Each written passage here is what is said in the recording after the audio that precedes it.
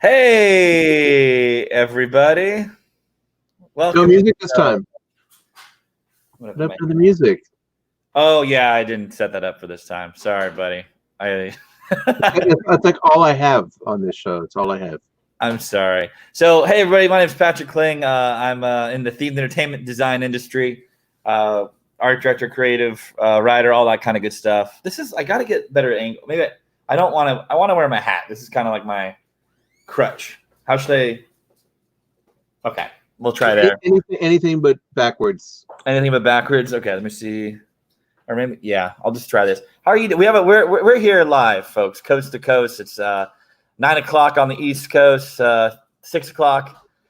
Thanks for joining us here today. We're going to talk all about COVID-19 and reopening the parks. This is the action that you want to hear.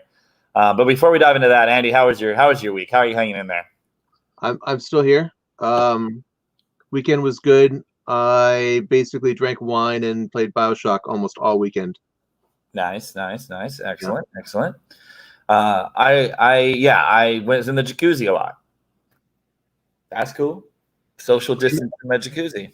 But in the process, I discovered, since I switched my projector over to my PlayStation and had to restart my computer, I found out that that's why my computer would never restart properly. It was the projector, so that was pretty exciting. Yeah, I saw that. I was really, really excited about that. Yeah. So, I'm just going to say right up at the front, we're not here to really talk politics about when and how. Well, we might talk about when and speculate on all this, but now, yeah. Not who's making the decisions. Yeah. Right now we know that most of the entire country is under lock and key. Donald Trump has led it to the governors to decide based on some criteria, and some states are a little more bullish than others. And so, if you want to hear people chatter about, politics, you can turn on CNN or whatever you want. We're not here to do that. We're here to really get down into the meat of things and talk about, what it's going to look like when we reopen the parks, all that kind of good stuff. And so we have one of the most famous people in themed entertainment in the wings, Michael Libby, we're going to bring on. He's the only one I know who always goes by his first and last name. Even today, as you can see, we have Patrick, Andy, and Michael Libby here. How you doing, Michael? Hey, I'm great. Thanks for having me. So before we dive in, how do you know us? What do you do? What's your story? We know that you're CEO of World Builder, but what's your origin story? We want to hear, just so people know who you are and what you're doing here. Yeah, so I'm a themed entertainment aficionado who has enjoyed themed entertainment as a fan since I was very young, and then went into operations at Disneyland when I was in college as a part-time job, which is where I met you, Patrick. We have a friendship that goes back about 13 years. And then after college... Is that the correct spelling of that? It is not. It is okay, not. Hold on. World Builder. Sorry, hold on. Boom. All right. That's not much better, is it? Great placement. And then after college, I did an internship at Imagineering and worked at a company called ThinkWell for a couple of years, which I believe is where I met Andy at some point. And I then sort of interrupted my career to go to grad school and get a master's degree in interactive media and game design at the University of Southern California. And I've since returned. I've been back in the themed entertainment industry for about 5 years. And I work a lot on projects involving game engines and game design and virtual reality, augmented reality. And World Builder, what we do is we use game engines, and specifically the Unity 3D game engine, to do pre-visualization and simulation of attractions before they are built, so that you can virtually experience them as a designer and see your mistakes before you actually make them in the field. And that's my intro. That's who I am. Happy to be here.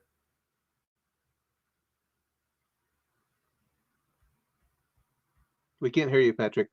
Patrick, I think you've gone ahead and Is muted. that the correct spelling of your company name this time?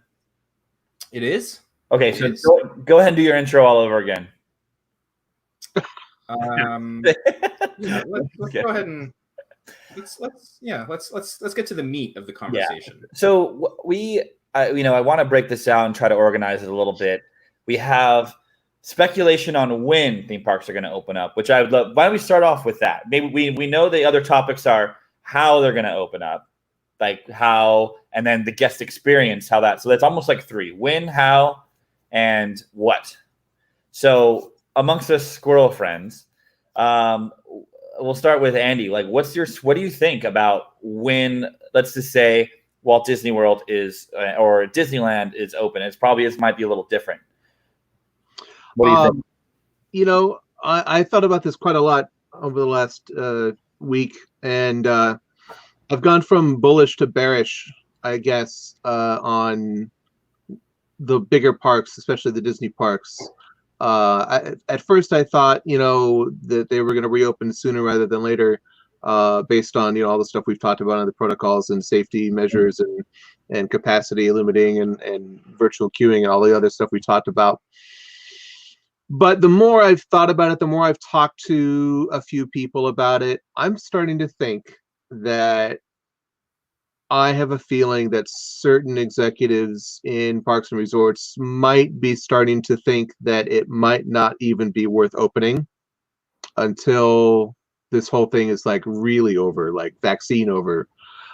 Because I think that it's going to affect the guest experience and the value for money too much. I think, there's going to be, they'll have to cut too much entertainment, too much, live entertainment, too much, parades and shows and pyro and face characters and meet and greets and all that kind of stuff. And, the way that people will, interact at the park and the queues and all that, I mean, like you think of a ride like Pirates of the Caribbean, what's it going to be like 6 people per boat? I mean, I don't know. I'm starting to think that the bigger parks with the bigger rides with the higher capacity are going to be much, much slower to open than, say, like a Dollywood or a Frontier City or even a Knott's Berry Farm, where a lot more rides are out in the open and it's not as much large indoor spaces. Yeah. How about you, Michael? What do you think about when will parks start to reopen? Well, when is something I feel like I'm not really necessarily qualified to answer, because a lot of that has to do with the trajectory of the virus itself. But I too have thought quite a bit about what they'll be like, what will be different when they open again. And I've been seeing photos, for example, of some parks that have opened up in China, where they're like roller coaster trains with 2 seats per row, and one of the seats per row has a sign on it, don't sit here because of social distancing. Yeah. And to me, that's just kind of ridiculous, because they're still queuing up. It's not really you can't really enforce the 6-foot radius in a queue. So and you can't just move all attractions to virtual queues, because then you dump everybody out into the walkways and super crowded. I do see the parks opening without a lot of their major live events like parades, fireworks shows, Fantasmic, for example. Any event where there are not delineated seats, and it's just it's an event that's designed to gather a large crowd. But your guess is as good as mine as to when. I know, Disney in particular, they're so concerned about their public image, that it would, it would cost them even more money if something happened at the park and there was an outbreak at the park and they were responsible, for the second wave. And I don't have an answer for when. It's a tough one. If you were a Disney executive at Parks and Resorts, if you're Josh tomorrow, what would you do? So, I think, I think it's all about the data. And in regards to that specifically about when, is I think that we're going to have a lot of tells, and I keep saying this on different channels, but we're going to see what Shanghai Disneyland does probably pretty soon. We know that amusement parks have already reopened in China, with what like you were saying, Michael, about having social distancing in place, etc. And I think over the next 2 to 3 weeks, we're going to have a big tell about what happens when the states that are starting to, unrestrict the social distancing, or they're opening up gyms and things like that. If they don't see an outbreak that's very measurable, I think it could happen sooner rather than later.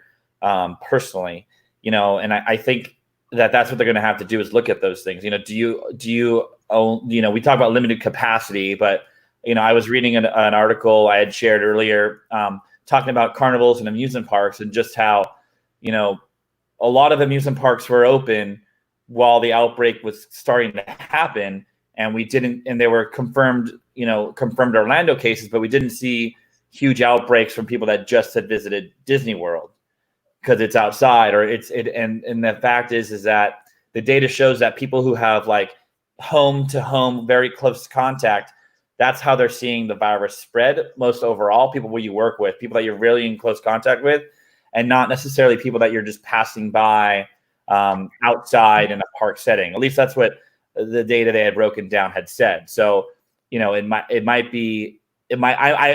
kind of go back and forth every day. Sometimes I'm like, they're going to open up next week, and then I read another article that's all doom and gloom, and then I think less. But I think that the real, the thing to look at is going to be what Shanghai Disneyland does, and like you said, the smaller regional parks do. So I put up a poll, if you guys can see my screen. How long until domestic Disney parks reopen? I did this March 12th of 2020, so a month and a half ago. 65% of my followers that submitted said by April 15th, so they all are wrong. By May 15th, 23%, and by June and post-June. So I think we're looking at post-June 15th minimum, at minimum, for a domestic park, Universals and Disney to reopen. I think it's 2021. I don't think it's going to be this year. Really? Yeah. Do you think that like a Dollywood or Silver Dollar City might open before then, Michael? Yeah, like that's also smaller parts, like a Knott's or whatever. I think, as with many other things, including ticket prices, Disney will set the example, and the other parks will follow. But so again, I can't really speak to operational decisions like that, but I would be very interested in talking about once the parks do reopen, the impact that it has on future attraction development, which I think is going to be changed forever. So now, that we've talked about when, I think the consensus is we don't know. We really don't know. Of course we don't know. And people are booking their trips right now and hoping for the best, and that's great. So let's talk about, there's a lot of different things, like what happens when they reopen. What does that look like? The phasing, and then I think later on, I think, Michael, that's a good closing topic, which is how are attractions affected for the future. Sure. So to start with, what do you think that experience is going to look like from the time you park at the parking garage for Mickey and Friends in Disneyland, or parking, at the TTC at Disney World? Andy, what do you think? Well, I don't know. I mean, if the parks open, in the next couple of months, before we have like a widespread vaccine and real widespread testing, I think that there's going to be tons of security enforcing social distancing. I think that they'll probably hand out, the cheap paper surgical masks, and it's going to be, I think, really unpleasant. It's already unpleasant to go through security, and trams and all that garbage. I hate it. But I think it's gonna feel a lot like getting admitted to prison. Yeah. I guarantee you somewhere right now there's an Imagineer working in costuming, designing face masks that are on show for all the different attractions, or at least. Well, they have those already in Japan. They sell them in Tokyo Disney. They have the character masks. Yeah. So, I mean, I don't think you'll be able to buy a ticket at the ticket booth. I don't think that'll happen. You'll have to buy it online. You'll have to buy it online. And then the temperature tests, like the infrared cameras, like they're going to have at the casinos in Vegas and on cruise ship embarkations. Yeah, I think that those are the kind of things. I got a comment here. You know what? I've seen movies. I've seen the movies, TV shows. It's so interesting because we don't have contact tracing like they do in China, where it's on an app and everyone's registered and all that. So we're relying on private corporations to do things or do the best. And there's no mass entity to do that, for better or for worse. So yeah, I think minimum everyone's going to wear a mask, and they say that can limit it quite a lot. They can quite a bit, spacing out in restaurants, and every other people in the seats. I think what's so interesting to me is I'd love to talk about temperature checks, like you said, and maybe do you have to sign a waiver or you have to get COVID mass testing, have just gotten a test? I don't know. But what's the demand for theme parks going to be like? That's a huge thing. I had people saying, is this like after 9/11 where it just tanked? Nobody wanted to travel anymore. No one wanted to go anywhere. And I don't want to be harsh, but we're having a 9/11 a day in deaths every day from COVID-19. So it's very harsh right now. And depending on how the responses go out over the next couple of weeks and with the relaxing of restrictions, who knows what could happen with that. So I read an article today that interviewed a British travel agent, and they did like an informal survey of their clients, and basically all their clients that often visit the Orlando parks for their vacation, they're desperate to go back, and they will put off major purchases to have that escape and go back. It's like kind of like whether they can afford it or not kind of thing. So I mean, I think that's going to come down to airlines offering routes again, and the parks being open. But I think the demand will rise, and like I said before on our show, I really think there's going to be huge local demand when the parks open back up, even if it's really hard and unpleasant to get in. Yeah, well, in Disneyland you have the huge annual pass local base, so we know that the majority of people there are just traveling from a short distance. But it's the Orlando, which is even if you had all locals in a park, that's still not a crazy amount of people to go. So how does that look like? And also when 30%, you might have 30% unemployment, do people have money to take vacations? That's the kind of things I'm very worried about. I know I'm making financial decisions based on this, like rationing down, definitely not planning any trips. So, and people might be still booking trips, or they still maybe keeping their reservation. But what happens when those members of those families lost their jobs and they have the trip still booked, but they plan to cancel it eventually? That's going to be huge for our industry as a whole. What are parks going to need to do to entice people to come back? Or are they just going to come back because they want to come back because they haven't been able to go? Michael, what do you think about any of this? Well, this is something that I've been thinking about a lot, and I think we've been in this period of growth of our industry for the last 10 to 12 years, where there was a high amount of competitive innovation due to the fact that there's competition. Universal has this new Harry Potter world, and Disneyland or Disney World has the Star Wars land. And they have billboards up, and they're advertising these things. Come here because we have this new thing, or come here because we have this new thing. And that's the messaging of a lot of the marketing. But I think when the parks do reopen, whenever that is, the messaging is not going to be come back and see this new thing. It's just going to be come back, period. Come home, something like that. And I think people will come, but again, I worry frankly, about our aspect of the industry as designers of these new experiences. I think that the era of what I've been calling the F ticket might be over, because the financial models are just different now. If not as many people are coming, and if they're not getting the per capita spending that they got last year, then they're not going to be able to build these mega attractions anymore because the numbers just don't add up. So what does that mean for us in terms of employment? What does that mean for the industry as an art form? These are a lot of questions that I know you brought me on. I don't really have any answers to any. Nobody has any answers, but we at least could speculate because we like opinions. Yeah, it's all opinions. It's the talking heads having opinions.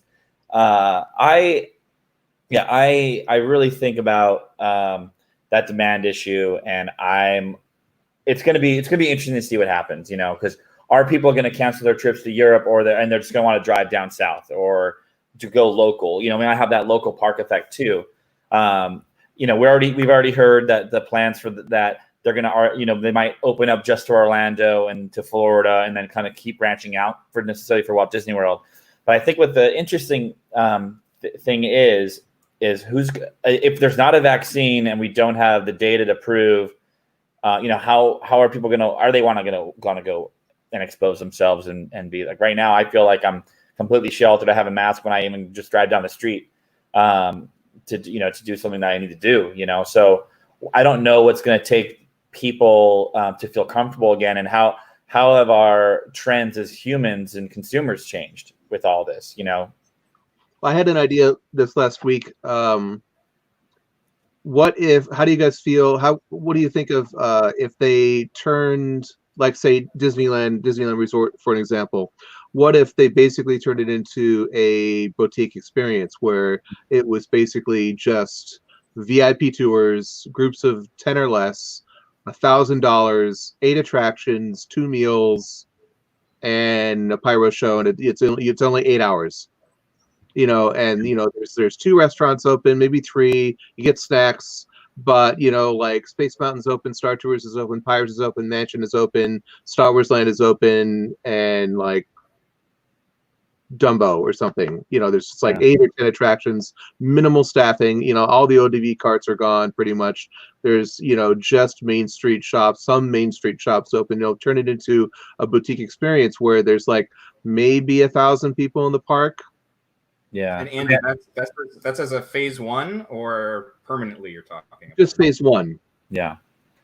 I think that like it's so interesting because we're going to be able to see what Shanghai Disneyland does. We know it's going to contain virtual queues because they have the system ready to go, or they potentially could be working on it right now as we speak. So keeping people away, and it's all about figuring out, are people worried about sitting next to somebody? How close are people going to feel comfortable with? If not everyone has, if everyone has a temperature check, everyone maybe had signed into a system where they got a recent check for COVID-19 and they were okay to come in out of state. At what point are we feeling comfortable as consumers to go back? And I don't know. There's so much mysteriousness and so much unknown, and we are getting so much conflicting information that I just feel like I'm in a perpetual state of, I don't know, I'm just going to turn the channel off. I don't think we can really draw too many comparisons between what's going to happen in China and what could happen here, because there are so many cultural differences in terms of the Chinese reaction to the virus and all the technology that they've thrown at it, with all the contact tracing and the app on your phone with the QR code that you have to show to like get in, that you either have been cleared or you've had it or blah blah blah blah whatever, and then also they're culturally much more used to wearing a mask and doing whatever the government says is right. If the government says you're safe, you're safe. I think that's going to be interesting to see is if these restrictions start to lift and we get another outbreak, or we get more of an outbreak, is there going to be a big movement to push for these very restrictive things that say, when you're going to do contact, we're going to get an app out there. Everyone has to use it if you want to go in public. Like, are Americans just going to have to deal with it if we're going to get serious about it? We know we have the most amount of deaths. We know we have the most amount of cases in the world. And you can kind of split that up per capita, but we know that this got completely out of control because people were coming in and it wasn't quarantines and it was weird. It was too late of a response. But are we going to be like, if you're facing the fact that you need to stay indoors and our entire economy is shut down, versus, okay, put an app on and you need to track wherever you go. like, would we start as Americans being okay with that and start to accept that?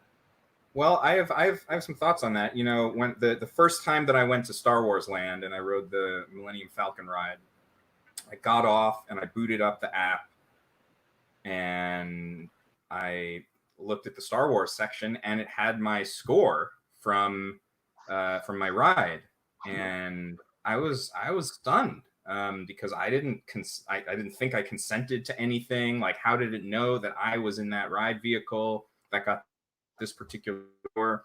And I started to think about it, and it had to have been in the terms of service that I agreed to when I first installed the Disneyland app on my phone. So I don't know that there's going to be a federal mandated app, but I could definitely see a company like Disney backdooring some level of surveillance, into the app itself, where it lets you know if you're near somebody who has tested positive at some point. You get a push notification or something like that. So additional functionality into the privatized app that you have to use. So we've kind of danced around it a little bit, but we can move on to what's the future of themed attractions in this world, where nobody wants to touch anything and everyone wants to Lysol their hands after opening a door. Michael, you were kind of chomping at the bit at that one. Do you want to get us started? Well, I mean, look, things have changed so much overnight. I mean, back in our operations days, Patrick, when I worked on the Jungle Cruise, getting the boats loaded and unloaded, we are trained. We have to touch every guest by the elbow and help transfer them into the boat and keep them steady. And that's that can't happen anymore. And I don't know what the solution is there. But in terms of what was the question? Oh, so how will so we know maybe operational things like that may happen, but what is the future of the design of theme park attractions? So I see. Future experiences, we know that the idea of designing a Millennium Falcon right now where everyone touches buttons, at least if you're living in a COVID-19 society, isn't great for that. And this this is a once in a not even a generation, once in a century kind of thing. So what do you think? How, and we never ever talk about things that are in development that we know are happening because we're under ADA NDAs and all that. But what do you think is going to be the future of themed attractions based on this? The fears of people, maybe they might be unfounded, because we know that even at so many, the percentage of people having it is low, at least what we know from the data. So what are your thoughts on that? Or Andy, if you want to answer the question so Michael can think of his response, that works too. Well, you said it's a once in a century event, and I wonder if it really will impact design, of stuff, 3, 5, 6 years from now, because one hopes that either we achieve herd immunity in worst case scenario, or there is a vaccine, and then it's essentially over, and we're just waiting for the next one. Mm-hmm. I mean, do you design for the next one, or do you just go back to business as usual? We're all familiar with the, like I said before with Marty Sklar saying you don't design the church for Easter Sunday, but then do you redesign the parks for the next pandemic? Yeah. Yeah. And Michael. Had some time to think about your question now. I think, like for me personally, I don't mean to make light of the situation, but I am not, me personally, living in Los Angeles as a 36-year-old who is in relative health. I'm not fearing for my life today at this very moment. So I would not have much of a problem going back to the parks. But when you talk about the demographics, I think that might change forever. I'm going to think twice about ever bringing grandma to the park. And it used to be this multi-generational family thing where 3 generations could go and have a great time together. And we always talk about in our design language that these things have to really appeal to every type of guest, and they have to play super broad. But maybe we'll see a narrowing to some extent of the type of guests that are having these experiences. And that will maybe, lead to the creation of new types of experiences. And then the other thing that I've been thinking about is the concept of a digital twin, a digital duplicate of the park. That is a 3D environment that you can walk around and interact with, and you go into it in VR, and you're exploring. You have a character and a presence there in perpetuity, and perhaps take some lessons from VMK 10 years ago, where you have to go to the physical place to unlock some things. The special VIP lounges and the digital place, but just this idea of a physical experience now being paired with a duplicate digital one, I think might be something that we start to see. Yeah, that's interesting. I think that there might be a temporary, like, we all know where attractions were going. They were going fully interactive, customized experience, and I think that right now there's going to be a push to potentially put some things on hold that maybe we're a little leaning into that. But I think long term, I think people are going to think this is a completely rare event. And I also think that different segments of the population are reacting different to this. We all saw footage of people going to the beach. And it would look like the same exact demographics that you were talking about, Michael. Young people were going to the beach everywhere, in California and Florida, all that kind of stuff. Anecdotally, I've been in like this weird professional bubble where everyone I know is hunkered down and no one's doing anything. And, I did like a liquor store order where I had to go pick it up. I'm wearing my full hazmat suit and getting things, getting my several $100 order of alcohol for the next 3 months. And there are people walking in and out willy nilly with no precautions whatsoever, buying a 6-pack. And I'm like, just a 6-pack? You're at a liquor store for, like a mass. And I was just like, wow, I'm in this bubble, but is the rest of the population not necessarily taking it seriously? Maybe they just don't have the option to. But I'm going to get more than a 6-pack if I'm walking into a store and putting myself at risk. So are we like in this weird bubble? That's what I'm curious about. Don't you mean 3 weeks, not 3 months? Well, it started off as 3 months, but where we are now. What do you think? What do you guys think about like an attraction, just as a case study for this discussion, an attraction like Buzz Lightyear, Astro Blasters? Do you think there's going to be in that zone between unload and load somebody like wiping down all the guns, like after every single use? And then like, how long does that last? How sustainable is that? Is that just, is it going to be like the 3D glasses thing where every pair is washed after every single use? Yeah, you might even have it where they take them off when they reopen, and just have that attraction be a ride through. But then it would be, it could be wiping them down. We all know how inefficient that was when they were doing VR on roller coasters. How that was just complete craziness. So is it you grab your own wipe and as you're going on, you wipe it down? Like a bin of wipes and you're on your own. Yeah. Or like they hand you a wipe as you go on, like when you're walking into a Costco or whatever. Yeah. That'd probably be the most efficient way of doing it, But so sorry, but yeah. The thing is, by the time you've sat down on the Buzz Lightyear ride and grabbed down, it's already too late. I mean, you've walked through the You're already dead.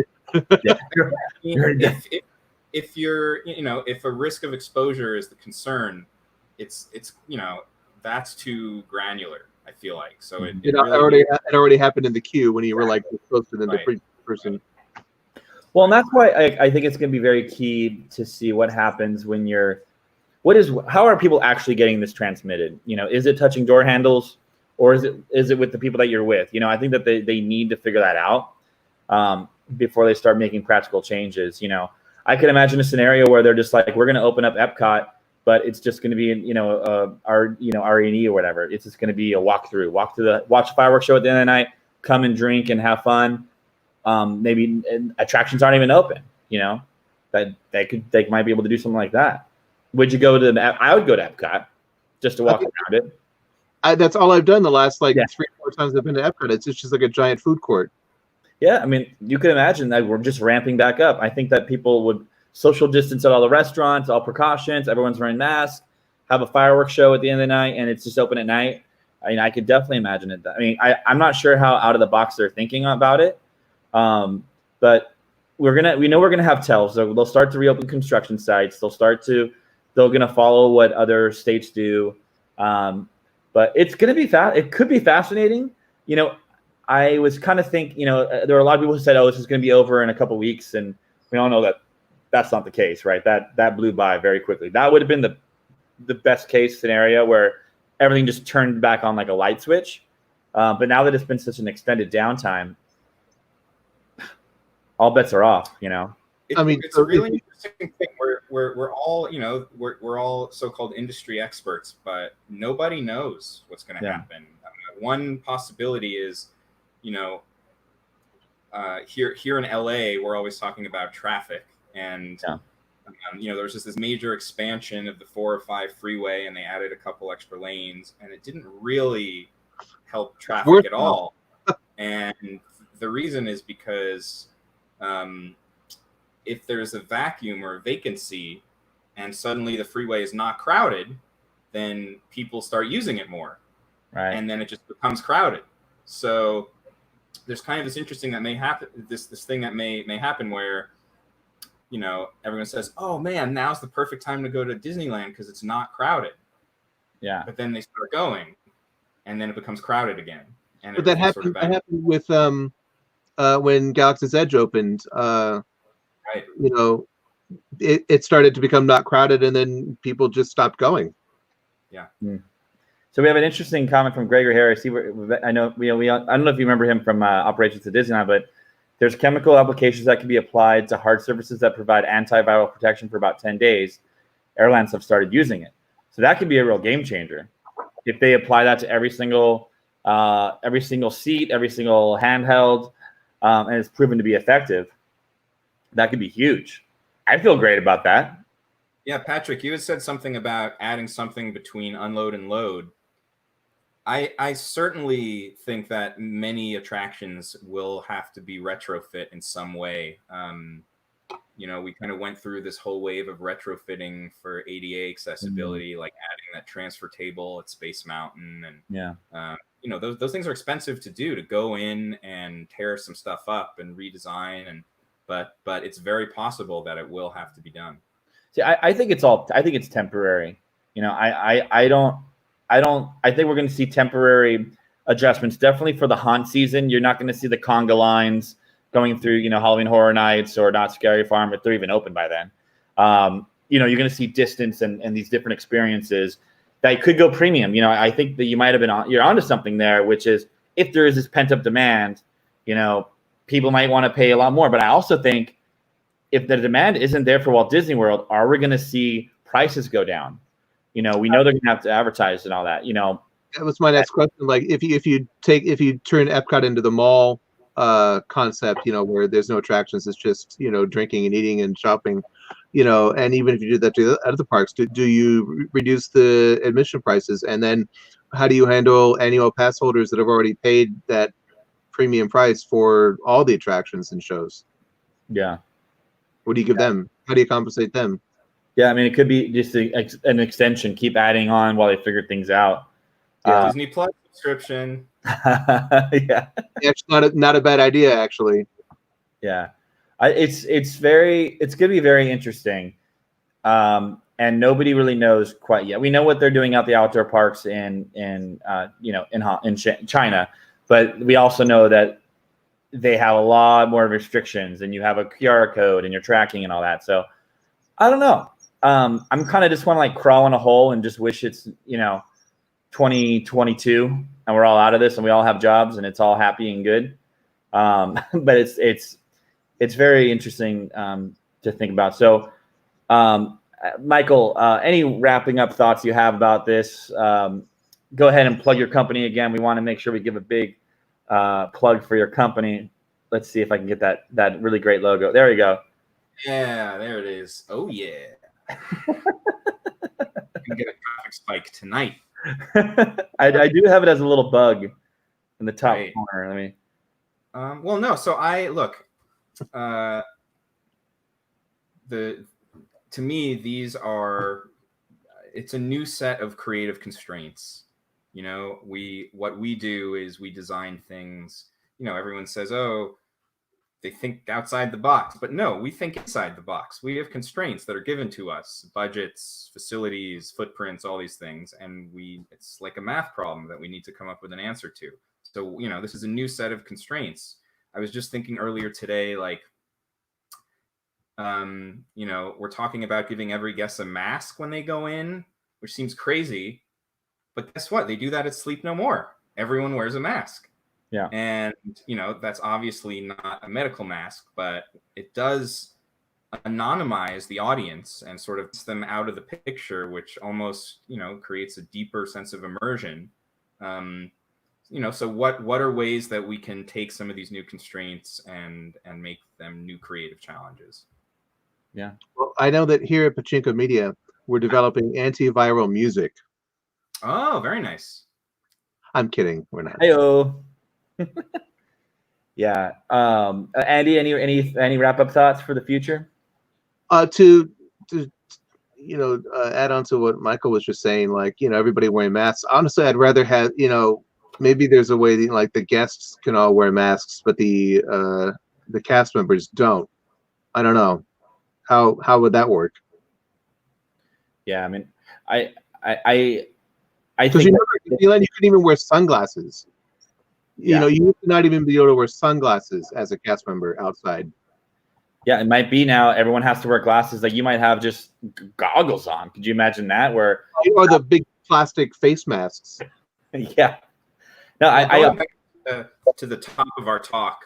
You know, sure. You asked, when are the parks going to reopen? And I said 2021 because all of these things we're talking about and that we're dancing around, you know, these aren't practical things that are sustainable in any way. And so the only thing that is really going to allow, you know, the parks are designed to operate a specific way, and changing the way that they operate is a tremendous undertaking. And so really the only way to go back to normal is after there is a vaccine, or, you know, after this has passed. So, and on a smaller scale, you know, like restaurants, you know, your local restaurant is not designed to operate at 50% capacity either. It's designed to operate at 110, 120% capacity, especially on Friday and Saturdays, and Right. lunches. You know, if it's a business lunch restaurant, it's like, you know, most restaurants wouldn't survive if they had to eliminate 50% of their tables.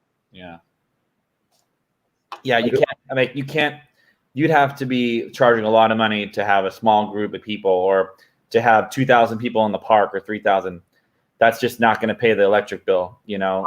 That's what I said. Like, you know, it's like a VIP experience where everyone's paying $1,000 for 8 or 10 hours in the park. You know, is there a model that could work? Is there a demographic that would sustain that? Are there enough people that would do that? Yeah. Well, yeah. There's a big statistic that we use at the parks. Guests carried per hour of labor. Mm-hmm. You know, and in that sense, from an operational standpoint, as an operator, the most attractive rides are the one that can carry the most guests with the fewest number of operators, and so that's the highest guests carried per hour of labor. Tell that to rise of the resistance. What's that? Sorry. Well, that's a rise of the resistance. Oh, right. Yeah. But you know, if all of a sudden we're saying, okay, we're going to staff it the same way because we need operators. You know, we need one operator at load, we need one at unload, we need one at seatbelt check. And if you're staffing the same number of operators, halving the capacity, then your guests carried per hour of labor, you know, gets completely blown out of the water, and your entire financial model changes. So I don't think it's feasible either, because you can't cut staffing positions. So that money does have to come from somewhere. So it would have to be charging higher ticket prices.